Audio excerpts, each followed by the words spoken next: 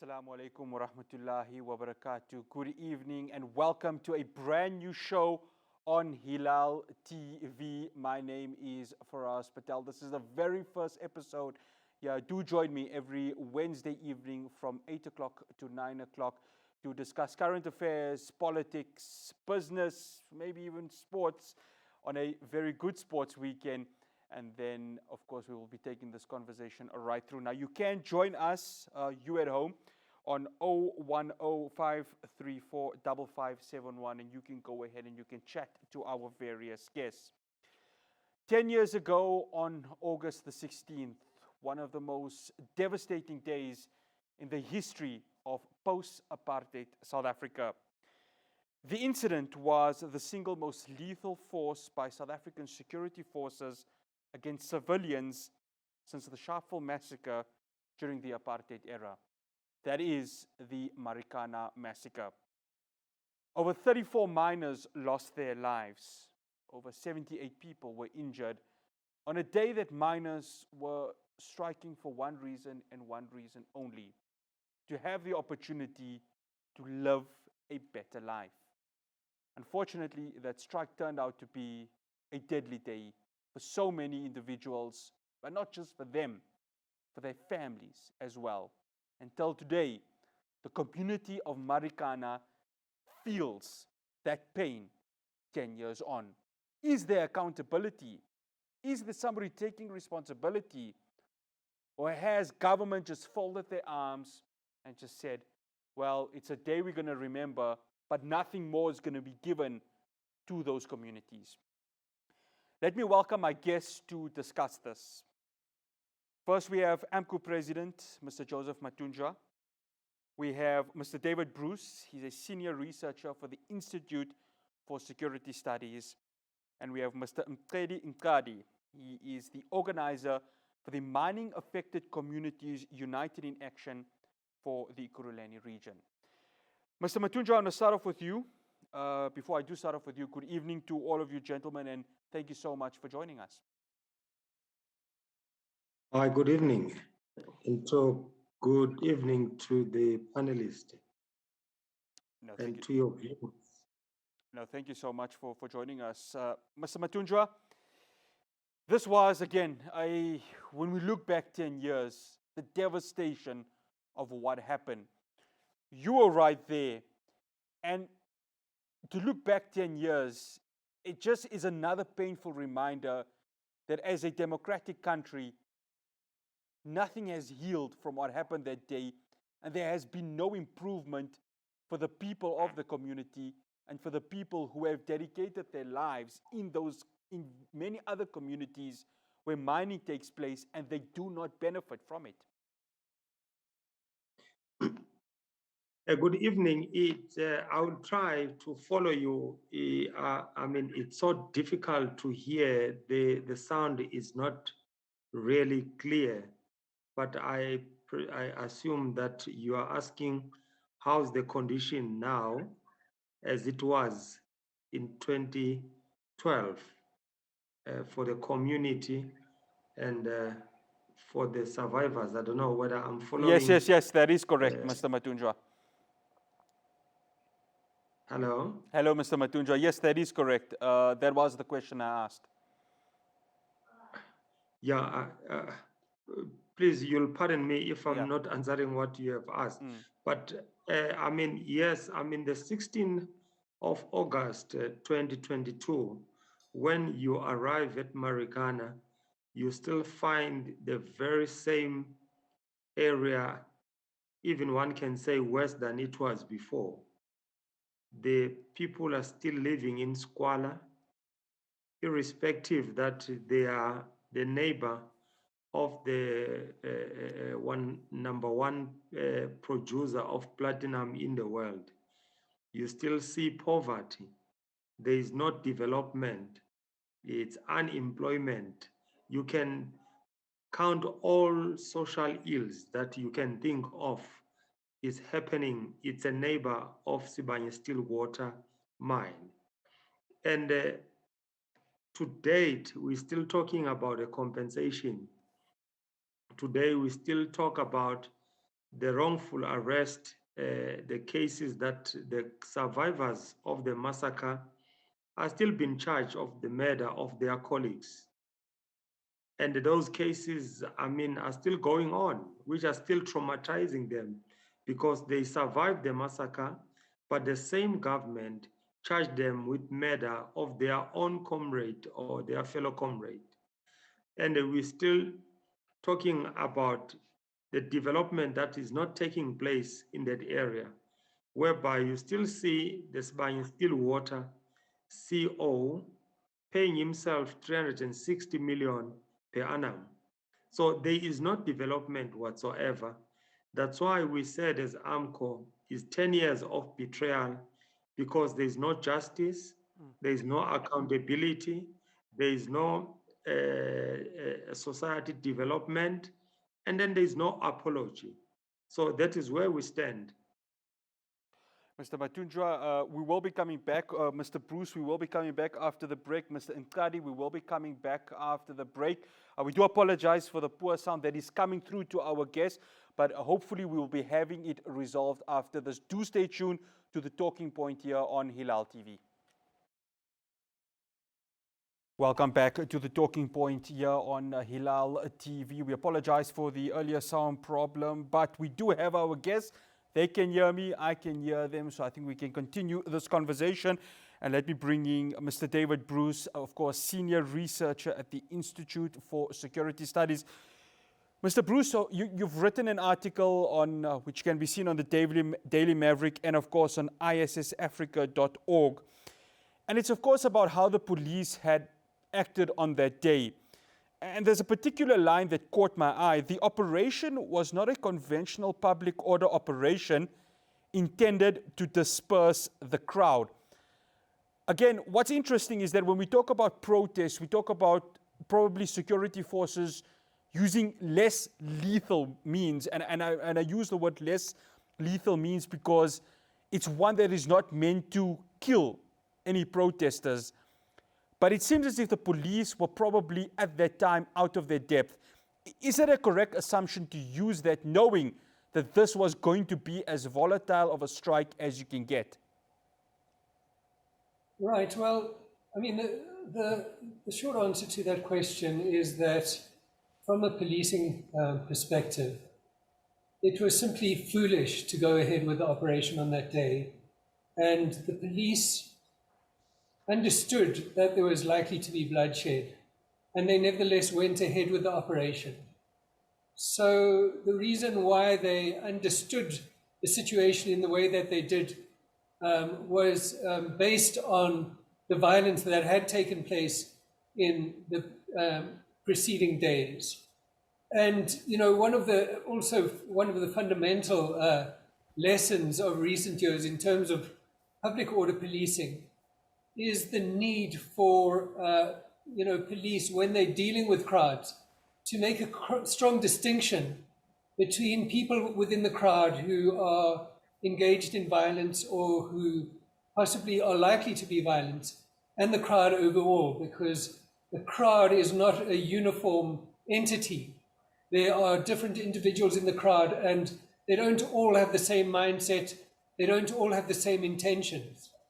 But one of the profound failures of policing on that day was that the failure of the police to make that basic distinction. So they initiated an operation which exposed everyone who was there on that day to danger. And potentially, if the operation had unfolded in the way in which they anticipated that it might, it would have also even involved a much greater level of danger to the police themselves, because they expected that strikers were going to be attacking the police. And so, you know, in a situation, they had some intention to break up the strikers into smaller groups and disarm them. And so potentially instead of 2 shooting scenes, which they were, there could have been, you know, a number of different shooting scenes, 3 or 4 or more, where the police were using R5s against groups of strikers. And potentially that would have exposed many more people to the risk of death or serious injury. including, many more strikers, but also members of the police. So it was incredibly foolish. It was incredibly reckless, and so that kind of level of recklessness with regard to the risk of human life can be, is in terms of criminal law viewed, potentially viewed as a crime, and there are grounds for arguing that the decision to launch the operation was itself a criminal act, because often a lot of the focus these days is, for instance, on questions to do with holding the police shooters accountable. But, my understanding is very distinctly that insofar as there are issues of accountability that still need to be addressed, we need to start with the police decision-making that resulted in the launch of the operation on that day. Mr. Nkadi, I want to bring you into the conversation and talk about communities. When one talks about when a mining operation or a mining firm comes into a community, the first thing that in a perfect world a lot of people would want, or what a community would want, is for them to benefit from what the corporation is doing at that time. It seems clearly that at that time with Lonmin, it probably wasn't the case, and that you still had communities living below the bread line.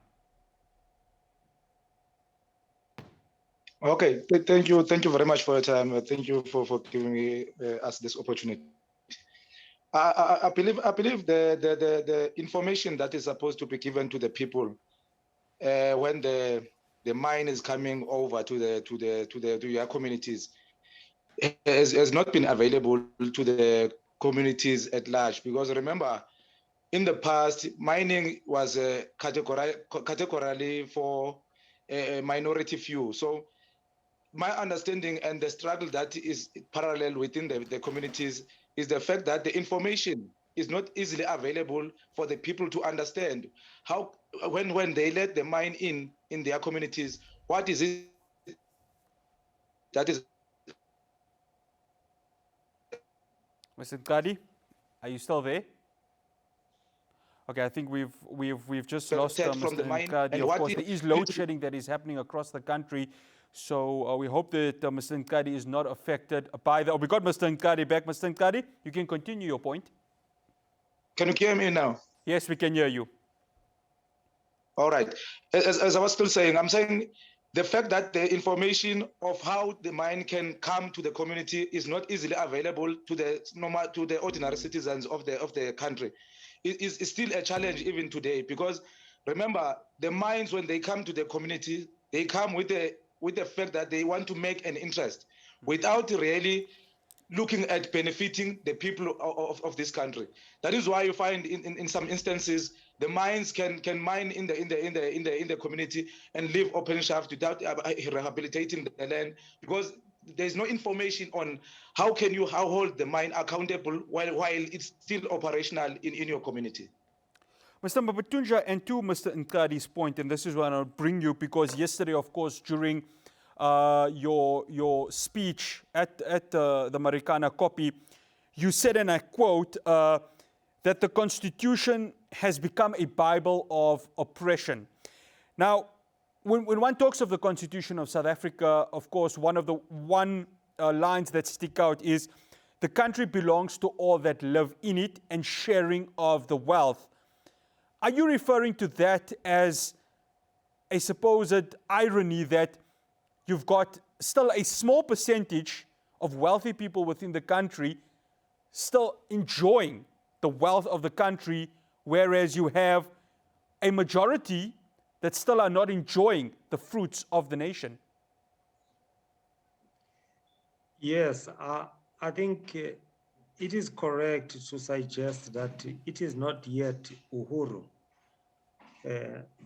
As I was saying, the very same constitution, you could even see, even in the parliament currently, they cannot address the issue of land for the landless.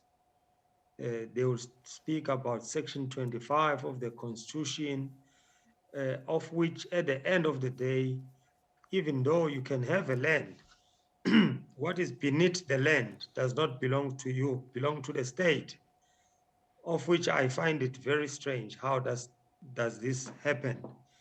And then again, the Constitution, as I've said yesterday in my speech, it does not encourage our culture. The Constitution that we have is foreign to us. It's foreign to us. It does not embrace our values. So hence I've said we've been shortchanged to be like zombies.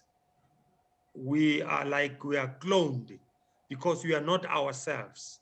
So this Constitution made us to be different species at all. And at the same time, it protects the interest of the minority. And I even went further than that. I said, the challenge that we have is not started yesterday or 1994. From 1800, it's where the problem started. The genesis of the social ills of South Africa started from 1800, when they discover, because always they discover when anyone comes to Africa, they discovered gold, diamond, and so forth. And then the Chamber of Mine, which is mineral energy complex, I kept on saying that these are the people who are running the country. Even from the Nationalist Party government, you'll remember the Rand revolt in 1922, where Jan Smuts and the Chamber of Mine massacred about more than 200 workers, pitting white workers against black workers. And we still see, even today, in the current dispensation, the same thing has happened. I mean, it is a mineral energy complex with the state against the workers. So it's perpetually, it's in their DNA. So therefore, I mean, we are not yet free in South Africa.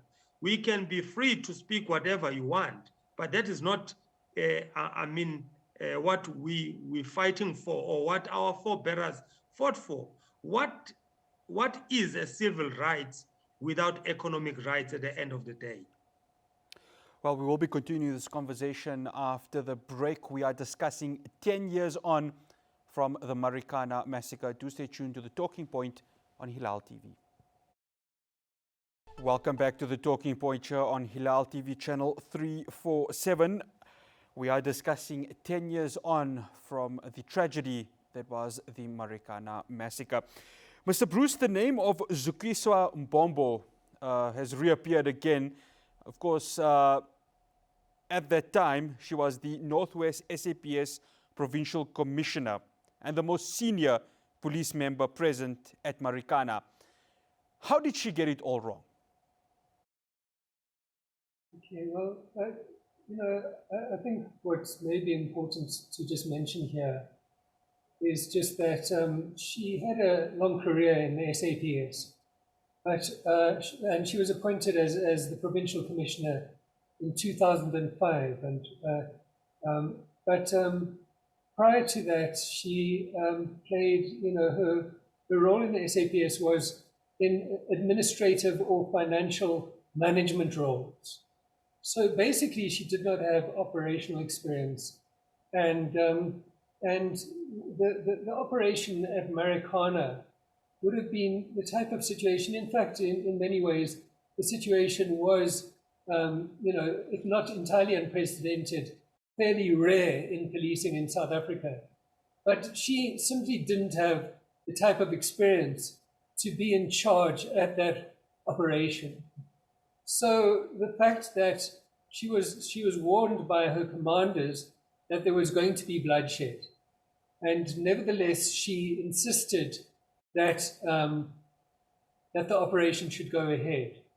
So now, the question that one might ask is, why did she do so? And it seems likely that she was under some kind of pressure from her own superior, who was then the National Commissioner, Ria Piega, a decision had been made at a meeting of senior police the evening before, which it seems likely that that decision was effectively an instruction that the operation should go ahead.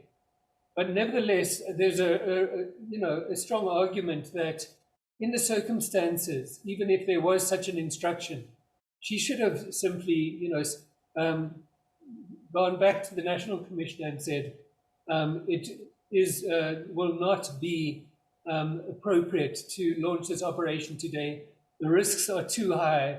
We're going to shed too much human blood, and we need to approach this in another way. And so what seems to be part of the problem here is not only her own lack of experience, but that there's an enormous, potentially an overemphasis within the SAPS on this kind of deference to rank and this deference to, decision-making by one's superiors. And so the Constitution says that, for instance, people in the police and security agencies should not obey manifestly unlawful orders. And this is a situation where the instructions or directions that she was under to launch this operation should have been recognized as manifestly unlawful. They involved recklessly exposing potentially hundreds of people to the risk of death and serious injury. And that is in fact what happened. There were 34 deaths, but in fact we don't know exactly how many people were injured by police gunfire on that day. There were some people who suffered permanent disability and so on. But there were many people who would have suffered lesser injuries, whose injuries might not even have been officially recorded. So it was exceptionally reckless. Her responsibility, she should have recognized that they should not go ahead with the operation on that day. For some reason, instead of recognizing the risk of bloodshed, she gave emphasis to her instructions, what she might have seen as the pressure that she was under to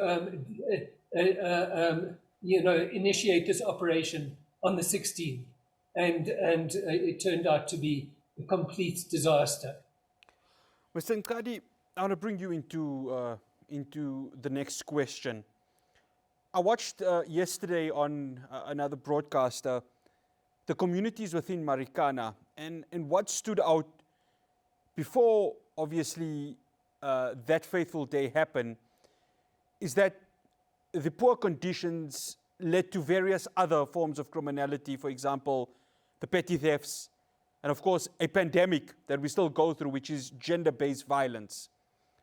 After what happened in Marikana, it became worse because breadwinners were lost, and the very same females had to go out looking for jobs, and sometimes they did not become successful with regards to it.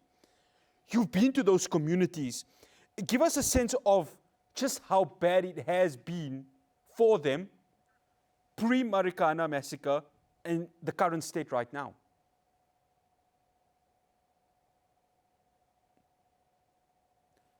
Mr. Nkadi? I think we're having a bit of a signal issue there with Mr. Nkadi. But I can go ahead and bring that question to you. Okay, we've got Mr. Nkadi. Mr. Nkadi, did you get my question? Yeah, yes, I did. I thought I did. I think I did. Okay. A bit. Please do go ahead. I'll try to answer the points I got. I think what we need to look at now, because now I think it's about time that the DMRE must listen to the people. Remember, when we're talking about the disadvantages of the communities in squatters like your Marikanas all over South Africa, there is no host mining community that is living in a better position. So we need to bring in DMRE in such platforms so that they can be able to answer to those questions. Because now we've been submitting petitions to the DMRE as Makua, submitting petitions we demanding every sort of thing that we can demand from a big monster here, which is the MRA. They are not really willing to come to the table and actually listen to the cries of the communities, because the communities are the ones who are directly affected by the mining production. But now we are in a situation whereby when you requested the MRA official to come and address the shortcomings of the mines, you can't even get hold of them. So I think we need them to have more capacity when it comes to dealing with all the issues of the mining affected communities.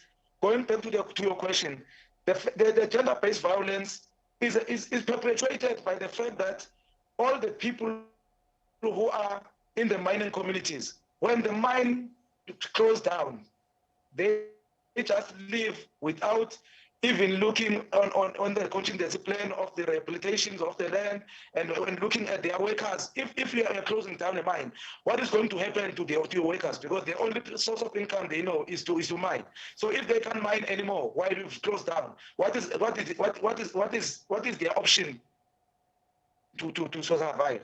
So we need the MRA to come and make people understand what is their position in terms of keeping all these challenges that we are facing in our communities. Well, we will be continuing this conversation after the break with our guests. And after the break, we will be asking about accountability, and accountability on 3 different angles. So do stay tuned to The Talking Point, and we'll be back after the break. Welcome back to The Talking Point. We're in the final section of this conversation with regards to Marikana and 10 years on. Mr. Bruce, I want to start off with you for your closing remarks. And we talk about accountability. And one section of your article which you mentioned is that 10 years later, the National Prosecuting Authority still hasn't indicated whether it will prosecute anyone for the deaths that happened on that tragic day. That's just a sign that if there's no accountability with regards to that, will there ever be? Thank you. Well, I think it's a good question, and so I think that, there needs to be, this question needs to be clarified by the National Prosecuting Authority. They need to clarify whether they have any intention of pursuing any prosecutions relating to the killings on the 16th of August by the police. At the same time, my understanding is that there isn't a lot that can be achieved through the criminal justice system. That there are possibly some cases that can be pursued, prosecuted successfully, but that the overall event on the afternoon of the 16th is far too complicated. There were far too many people involved. There's, the evidential aspects of, prosecuting everyone involved in the killings and, addressing the issues of criminal liability in relation to the events of that afternoon are far beyond the capacity of the criminal justice system. And so, I think we need to get back to this issue of an apology. We need to have a much clearer debate and a framework for moving forward on this question of an apology for what went wrong. There's a question about who should be apologizing and who they should be apologizing to, and potentially that is not straightforward. But the one aspect of it clearly needs to be that the police themselves have not as yet moved to a position where they have taken formal responsibility for, what went wrong there. And so, so for instance, the police lawyers, insofar as these kind of civil claims have been partly resolved, that has been done by police lawyers, but that's merely a use of taxpayers' money. But there has never been a basic formal acknowledgement of wrongdoing by the leadership of the police in relation to the events at Marikana. And I think, that needs to be an essential part of any, framework for moving forward and trying to address, the legacy of what happened there in that week and on the 16th particularly. I want to come to you, Mr. Matunjwa, to get your closing remarks and your question of the apology. Now, we know that President Cyril Ramaphosa, who was the then deputy president at that time, served as a non-executive director at Lonmin. And there are people that are asking, where is his apology? As AMCU, do you believe that he will apologize? And number two, do you feel that it will be sufficient for him to just say, I'm sorry for what happened? Yeah, I think one can say it took him, 10 years not to consider to apologize.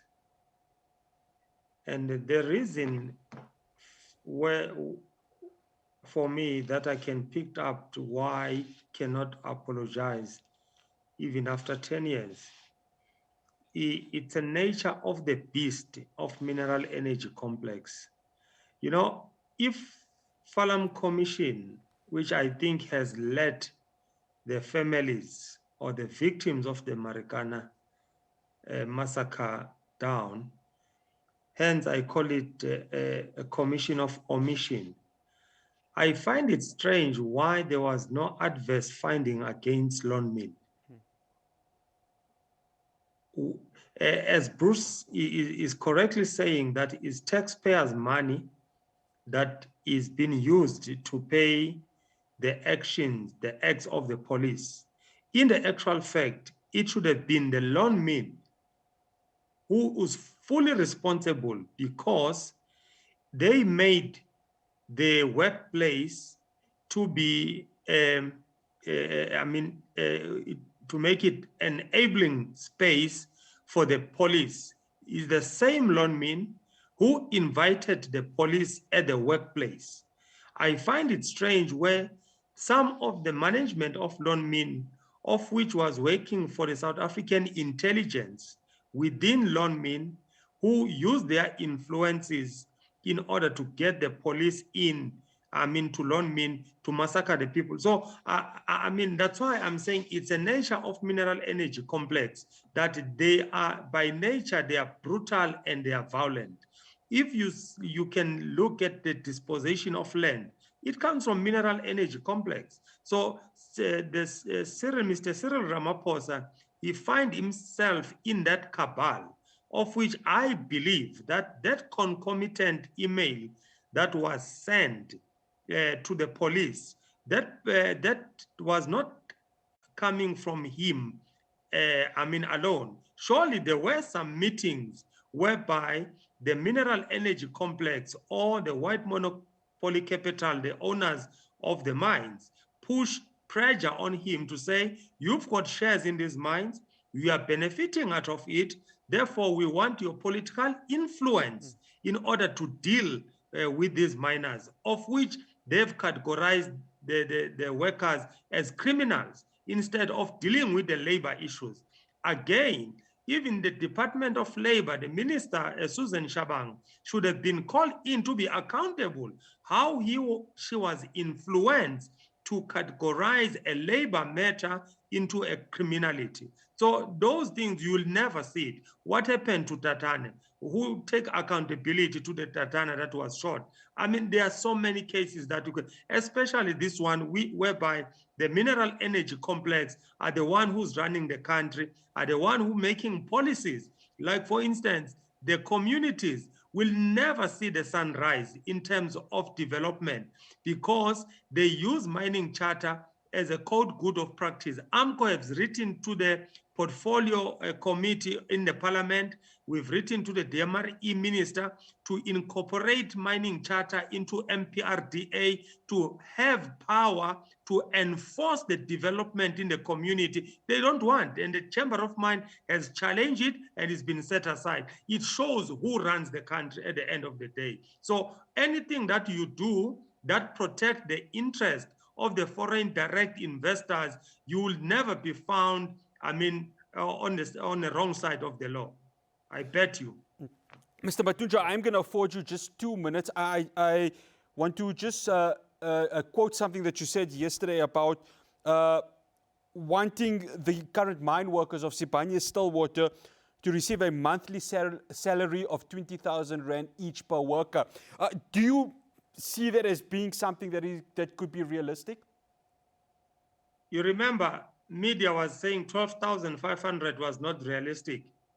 You remember that one? Yes. Everyone was saying 12,500 is not realistic. We've done the research through SWAP at Wits University. By then in 2012, SWAP at Wits University, they even said Lonmin by then they could have afforded 17,000 salary for each employee. So if Neil Froneman can earn 360 million per annum, almost 2,000 Rand per watt, per minute. So how can he then not be able to pay the RDOs 20,000 Rand? Yeah, well, that remains to be seen whether that will happen. And hopefully for the workers, it's a struggle. Yeah. Well, we hope that they can get the 20,000 Rand because, you know, as we mentioned earlier on with regards to the Constitution, each person must enjoy the fruits of the nation. And 20,000 Rand, we hope, can go a long way in at least putting them on that road to enjoying the fruits of the nation. Mr. Nkadi, I'm going to end off with you. The Marikana Renewal Project. We know now Lonmin doesn't operate the mine in Marikana. We know now it's operated by Sibanye-Stillwater. You've been to Marikana. This renewal project, has it benefited the community? Thank you very much. As mining affected communities, I believe it's just a publicity stunt, to be quite honest. Because if you go to the ground, to the Marikana community, only a few individuals will tell you that they have benefited from the renewal project, because this renewal project is also one of the schemes to divide the community. Because these mining companies, what they do, they always use the divide and conquer tactic against the people, so that the people can be ungovernable. So for me, it will never actually. We will never see a day whereby these mining companies are developing the black people in our communities, because even our leaders in South Africa, they are sleeping in the same blanket with the mining companies. You go in each and every mining town in South Africa. Some of the mining towns are ghost towns. Some of the mining communities are got mining shafts. There's nothing you can actually point and say, okay, this mining community is actually benefiting from this mine. So for me, it's just a publicity stunt for them to be seen as if they are doing something for the communities, but actually, there's nothing that they are doing. So I'm actually one of those people who are saying, if these companies can continue doing like this, what is it that we are expecting? Why we actually expect them to come and invest in our country, while we know very well these people are not here to invest. They are only here to invade. They are only here to make our lives more difficult than already it is. So there's nothing that they are going to help us with. It's just that they want to divide our communities and leave all these open shafts and cause of danger, GPV, all these challenges that we are finding in our societies are the result of these mining companies. Gentlemen, I wish we had more time to continue this conversation. We can spend another hour talking about what had happened on that fateful day in the democratic South Africa, but unfortunately time is against us. I'd like to thank my guests, Mr. Joseph Matunja, the president of AMCU, Mr. David Bruce, the senior researcher at the Institute for Security Studies, and Mr. Mkeri Nkadi, who is the organizer for Mining Affected Communities United in the Ekurhuleni region. Gentlemen, thank you so much for making the time for us. Thank you. Thank you very much. No, Thank it's you. an absolute pleasure. Comrades, thank Well, you. we end off like this. It's 10 years since what has happened at Marikana. And as a South African, we are obligated to believe that the Constitution still upholds the rights of the citizens. But when we look at what had happened at Marikana, we do have to put questions. When communities that are still affected by what happened then, but other communities where mining companies just go there and there is no project to help the people of those communities and profits get raked in. We need to seriously ask questions, and those questions need to be answered by the leadership of South Africa in terms of what are you doing to help the communities where profits are being made for the goodwill of the directors and those who sit in the boardroom. From myself, Faraz Patel, and the rest of the production team here at Hilaal TV for Talking Point, we will see you again, same time, same place next week. Assalamu alaikum wa rahmatullahi wa barakatuh.